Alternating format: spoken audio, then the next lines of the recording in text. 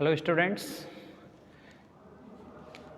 आज स्टार्ट करते हैं एल्डिहाइड और कीटोन्स यूनिट्स में से वे अभिक्रियाएं जो केवल वे अभिक्रियाएं जिनसे केवल हम एल्डिहाइड का फॉर्मेशन करते हैं। हमने दो अभिक्रियाएं पढ़ ली थी। पहली वे अभिक्रियाएं थी जिनसे एल्डिहाइड और कीटोन दोनों का फॉर्मेशन होता है। दूसरी अभिक्रियाएं पढ़ी थी अपन ने वे अभिक्रियाएं जिनसे केवल कीटोन का फॉर्मेशन करते हैं।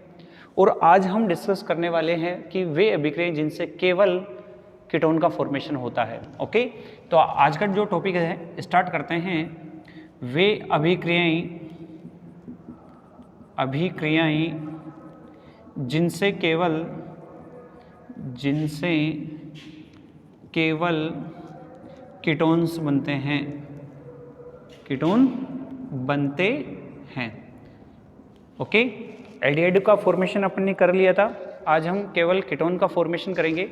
तो सबसे पहली रिएक्शंस अपन स्टार्ट करेंगे फ्रीडल-क्राफ्ट एसाइलेशन। अब एसाइलेशन वैसे तो जनरली अपन एसाइलेशन कहते हैं, एल्किलीकरण की बात करते हैं, एसिटिल ग्रुप को अपन ऐड करते हैं। लेकिन चूंकि इस अभिक्रिया को हम फ्रीडल-क्राफ्ट के रेफरेंस में पढ़ते हैं, इसलिए अपन इस अभिक्रिया को नाम दे रहे हैं फ्रीडल-क्राफ्ट एसाइलेशन।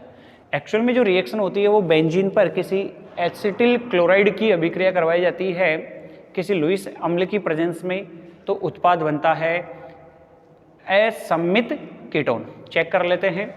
बात कर रहे हैं अपन बेंजीन की। बेंजीन में इस हाइड्रोजन एटम्स को रिप्लेस करके क्या बनाने, देखो रिएक्शन किसके साथ करवा रहे हैं, CH3C डबल बॉन्ड OCl, इसको अपन कहते हैं एसिटिल क्लोराइड। क्या नाम दिया गया है इसको, एसिटिल क्लोराइड। इस एसिटिल क्लोराइड की अभिक्रिया किसके साथ करवाई जाती है, लुईस अम्ल की उपस्थिति में बेंजीन से करवाने पर जो मुख्य उत्पाद बनेगा वो बनता है असम्मित कीटोन। वैसे इसका असम्मित कीटोन है, नाम दे सकते हैं। जब हमने नोमेनक्लेचर की बात की थी तो असम्मित कीटोन की नेमिंग कैसे करते थे अपन, एल्किल डैश कीटोन के हिसाब से करते थे। तो यहाँ पे क्या हो जाएगा, यह है मिथाइल ग्रुप, यह है फिनाइल ग्रुप। ओके, अल्फाबेटिकली जो पहले आएगा उसके अकॉर्डिंग नेमिंग करेंगे तो मिथाइल फिनाइल कीटोन हो जाता है। क्या हो जाएगा, methyl phenyl ketone. Okay, naming क्या हो जाएगी, इथाइल मिथाइल कीटोन। और वैसे आईयूपीएसी ने इसको एक रिकॉग्नाइज्ड नेमिंग दे रखी है, इसका प्रचलित नामकरण कर रखा है, और नामकरण क्या है इसका, एसीटोफिनोन कह रखा है। नेमिंग क्या हो जाएगी, एसीटोफिनोन।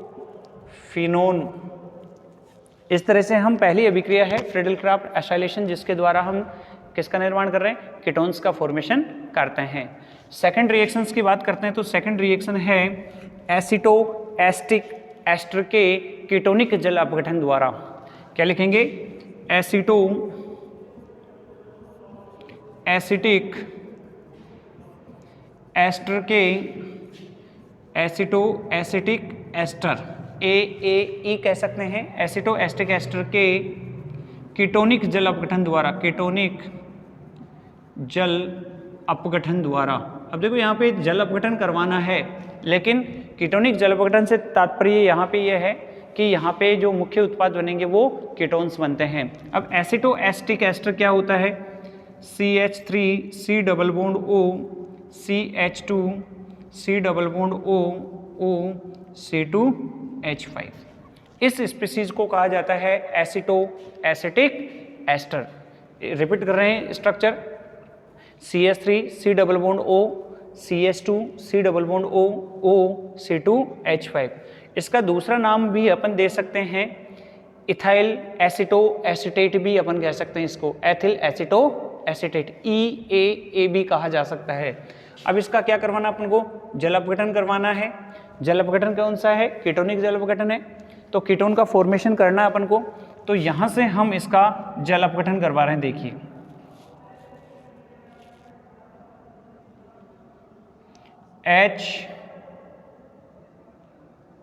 HOH होता है, ठीक है, तो HOH। इस तरह से अपने इसका देखो वाटर मॉलिक्यूल रखेंगे तो इसका डिसोसिएशन करवाएंगे, एक बॉन्ड ये डिसोसिएट होगा, एक बॉन्ड ये डिसोसिएट होता है।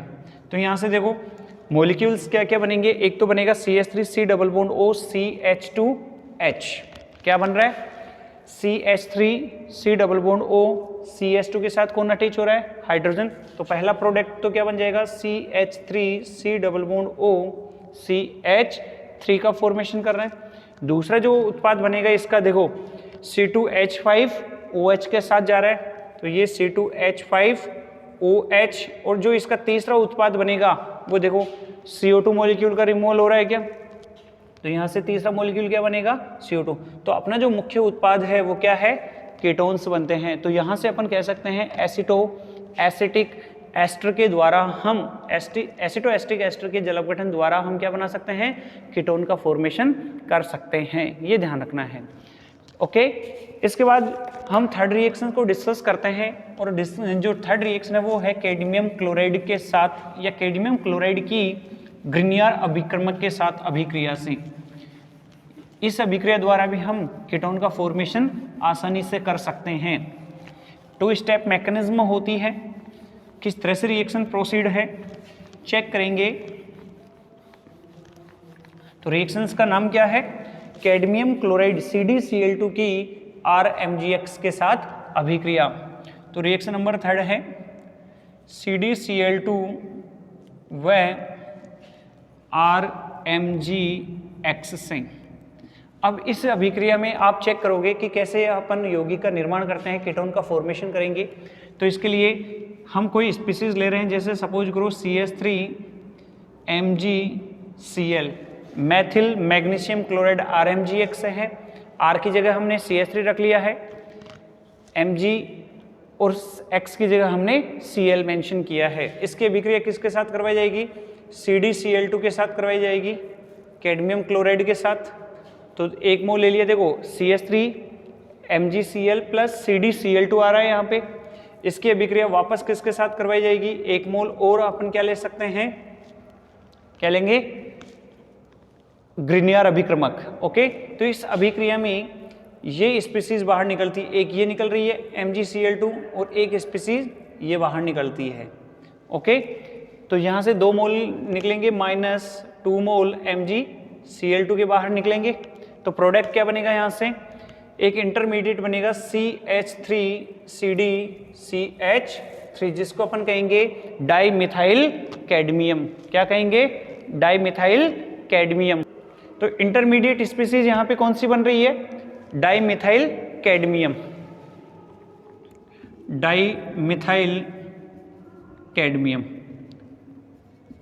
कैडमियम। ओके, तो इस तरह से हम क्या कर सकते हैं, तो ये एक इंटरमीडिएट स्पीसीज बन रही है डाइमिथाइल कैडमियम। इस डाइमिथाइल कैडमियम पर वापस अभिक्रिया किसकी करवाएंगे अपन, एसिटिल क्लोराइड की अभिक्रिया करवाते हैं। एसिटिल क्लोराइड के साथ जब हम अभिक्रिया करवाते हैं तो कैडमियम क्लोराइड वापस प्राप्त होता है और उत्पाद के रूप में हमें एसीटोन के 2 मोल प्राप्त होते हैं। तो यहाँ से देखिए कैडमियम क्लोराइड है, तो ये CH3CdCH3 है। इसकी अभिक्रिया किसके साथ करवाएंगे, CH3 double bond O Cl, और एक मोल और लेंगे Cl double bond O CH3, दूसरा मोल ले रहे हैं। यहाँ से जब अभिक्रिया करवाएंगे तो ये इस तरह से एक उत्पाद वापस निकलता है जिसको अपन कहते हैं CdCl2। तो वापस क्या मिल रहा है, यहाँ से कैडमियम क्लोराइड जो आपने यूज किया था वो वापस मिल गया। इसके बाद देखो इस रिएक्शंस में CH3 डबल बॉन्ड O के साथ एक वैलेंसी फ्री हो रही है, जबकि कैडमियम डाइमिथाइल कैडमियम से भी एक वैलेंसी CH3 की फ्री हो रही है। तो ये CH3 इस एसिटिल ग्रुप के साथ अटैच होता है और ये CH3 इस एसिटिल ग्रुप के साथ अटैच होकर 2 मोल कीटोन के बना लेते हैं। तो यहाँ पे 2 moles of CH3 double bond O CH3 के प्राप्त होते हैं, जिसको हम एसीटोन कह सकते हैं। ओके, तो ये थर्ड रिएक्शन थी, कैडमियम क्लोराइड व RMgX के द्वारा हम किसका फॉर्मेशन कर सकते हैं, कीटोन का फॉर्मेशन कर सकते हैं। तो यहाँ ये प्रिपरेशन मेथड अपने कंप्लीट होती है जिनमें हम एल्डिहाइड और कीटोन का फॉर्मेशन करते हैं। पहले हमने वे अभिक्रियाएं पढ़ी जिनसे केवल एल्डिहाइड का फॉर्मेशन होता है, दूसरी हमने वे अभिक्रियाएं पढ़ी है जिनसे कीटोन का फॉर्मेशन होता है, जबकि तीसरी रिएक्शन अपन ने ये चेक की है जिनसे केवल कीटोन का फॉर्मेशन किया जा सकता है। क्लियर? इसके बाद हम नेक्स्ट जो टॉपिक स्टार्ट करने वाले हैं वो दोनों के लिए कंबाइंड टॉपिक होगा और टॉपिक है physical properties of aldehyde and ketones.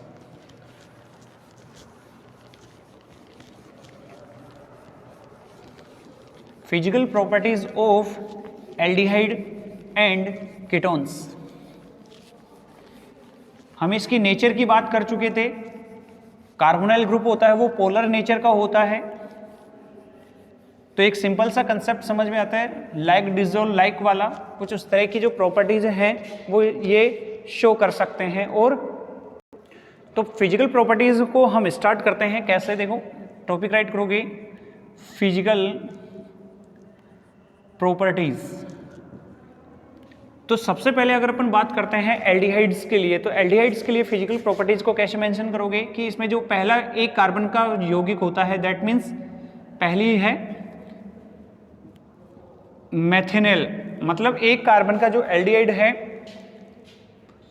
वो किस फॉर्म में है, गैस अवस्था में है, जबकि 2 से लेके 11 तक के जो एल्डिहाइड्स होते हैं, हम बात कर रहे हैं पहले एल्डिहाइड्स के लिए कि मेथेनॉल गैसियस अवस्था में होता है, जबकि कार्बन 2 से लेके 11 तक के जो एल्डिहाइडिक कंपाउंड होते हैं वो लिक्विड होते हैं, जबकि उच्चतर जो एल्डिहाइड हैं वो कैसे होंगे, ठोस होते हैं।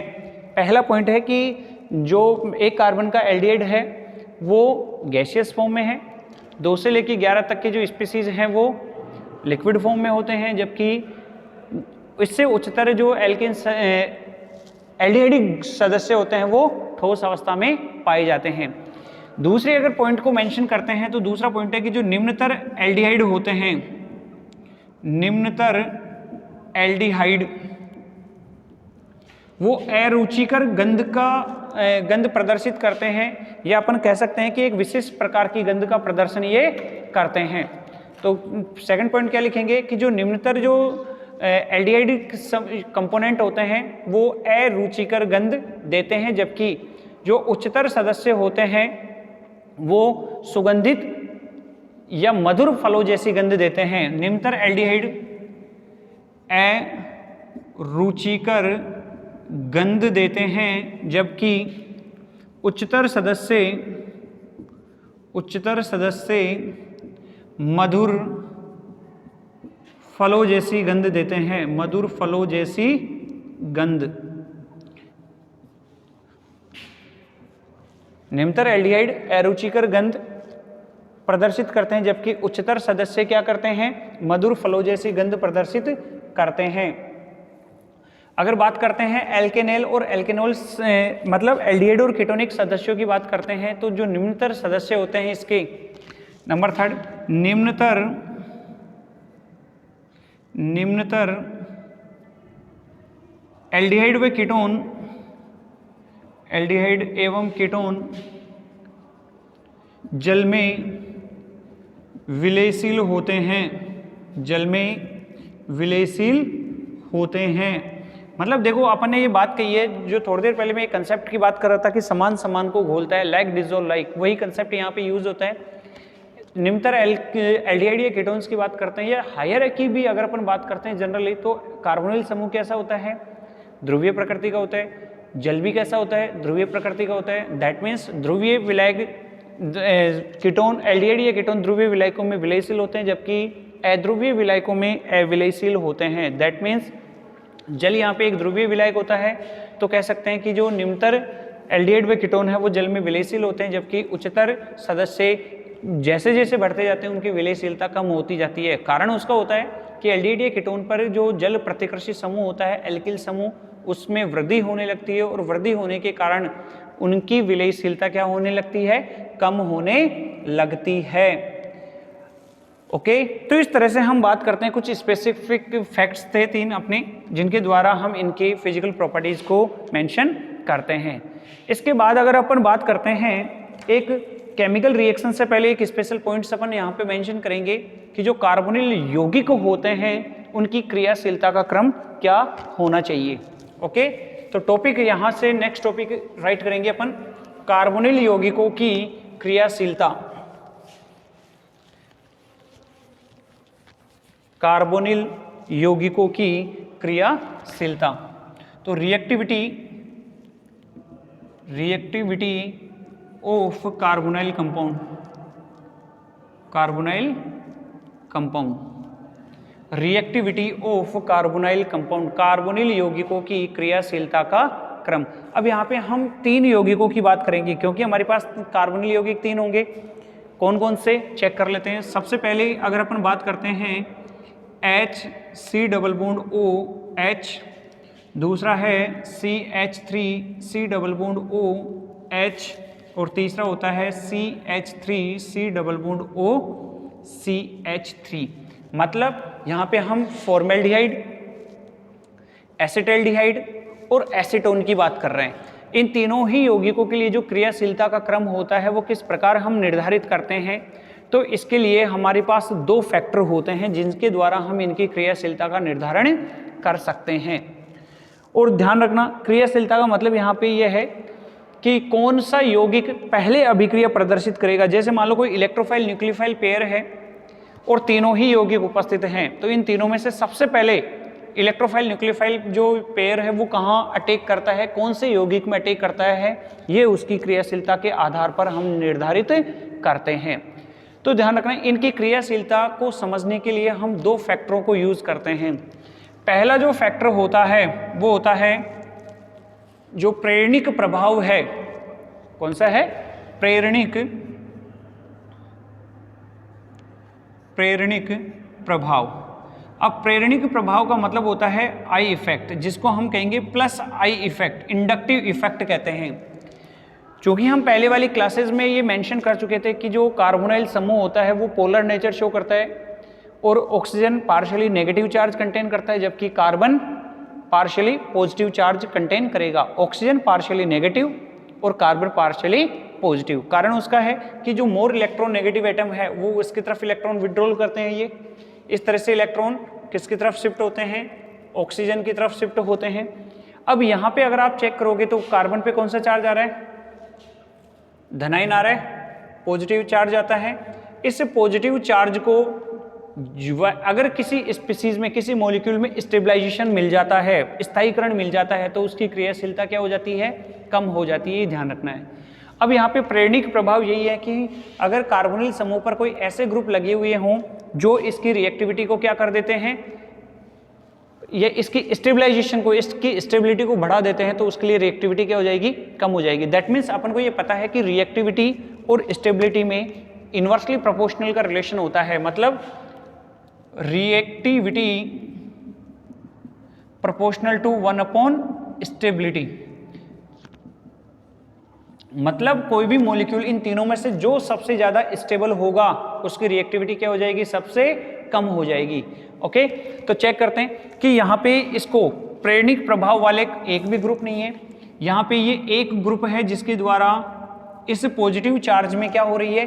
कमी हो रही है। जबकि यहाँ पे कीटोन में 2 ऐसे समूह हैं जो इसके पॉजिटिव चार्ज को क्या कर रहे हैं? स्टेबलाइज्ड कर रहे हैं। तो यहाँ कह सकते हैं कि जो प्लस आई प्रभाव है वो अधिकतम है, यहाँ पे अधिकतम है, और यहाँ पे प्लस आई प्रभाव क्या हो रहा है?